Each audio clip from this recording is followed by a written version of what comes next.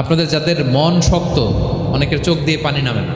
আমার এক আত্মীয় আছে, খুব আল্লাহ, আমার জীবনে এত আল্লাহ আমি দেখি নাই, কিন্তু ওনার চোখ দিয়ে পানি নামে না। বারবার এসে আমারে বলে যে মিজান কি করবো বলো, তুমি একটু মোনাজাত ধরো। আমার মনে আছে আমি ওনাকে নিয়ে মোনাজাত ধরতাম, তো ওনার কান্না আসে না চোখ দিয়ে। এত আল্লাহওয়ালা, খুব ভালো মানুষ, কিন্তু চোখ দিয়ে পানি নামে না। এটা অনেকের হয়, নানা কারণে হয়।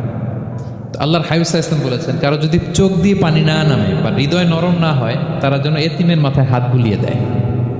এক সাহাবী এসে বলেন, ইয়া রাসূলুল্লাহ, আমার হৃদয়টা বড় শক্ত, হৃদয় নরম হয় না।